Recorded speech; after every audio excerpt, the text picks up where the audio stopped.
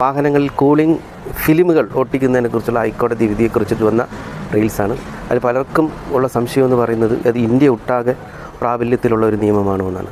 Central motor vehicle rules section 100 amendment ചെയ്തതിനെ തുടർന്നാണ് 70% പ്രകാശം കടന്നു വരത്തക്ക രീതിയിൽ വാഹനങ്ങളുടെ ഫ്രണ്ടും ബാക്കും കൂളിംഗ് ഫിലിമുകൾ അല്ലെങ്കിൽ സേഫ്റ്റി ഫിലിമുകൾ ഒട്ടിക്കാം. വശങ്ങളിൽ 50% പ്രകാശം വരത്തക്ക രീതിയിൽ കൂളിംഗ് ഫിലിമുകൾ അല്ലെങ്കിൽ സേഫ്റ്റി ഫിലിമുകൾ വാഹനങ്ങളിൽ ഒട്ടിക്കാം എന്നുള്ളത്. അതുകൊണ്ട് തന്നെ അത് ഇന്ത്യ മൊത്തം നിലവിലുള്ള ഒരു നിയമമാണ്. കൂടാതെ 2012 സുപ്രീം കോടതിയും സമാനമായിട്ടുള്ള ഒരു വിധി പുറപ്പെടുവിച്ചിട്ടുള്ളത് കൊണ്ട് തന്നെ എല്ലാ സംസ്ഥാനത്തും ഈ വിധി ബാധകമാണ്. ഈ വാഹനങ്ങളുടെ മാനുഫാക്ചർക്ക് മാത്രമേ അങ്ങനെ കൂളിംഗ് ഫിലിമുകൾ ഒട്ടിക്കാൻ അധികാരമുള്ളൂ, അല്ലാതെ പുതിയതായിട്ട് നമുക്കത് വലിച്ചിളക്കി ഒട്ടിക്കാൻ പറ്റില്ല എന്നൊക്കെയാണ് പറയുന്നത്. തെറ്റാണ്.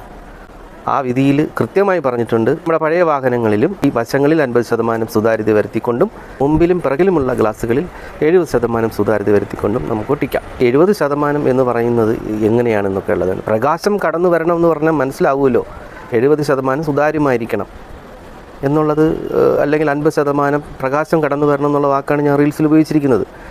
പ്രകാശം കടന്നു വരണമെങ്കിൽ അത്രത്തോളം അത് സുതാര്യമായിരിക്കണം എന്നർത്ഥം. ഇനി കൂടുതൽ എനിക്ക് പറഞ്ഞുതരാൻ അറിഞ്ഞുകൂടപ്പി. എത്ര വിശദീകരിച്ചാലും നിങ്ങൾക്ക് മനസ്സിലാക്കാനൊക്കാത്ത 1000 പരിരംഭണങ്ങളുണ്ട് പ്രപഞ്ചത്തിൽ.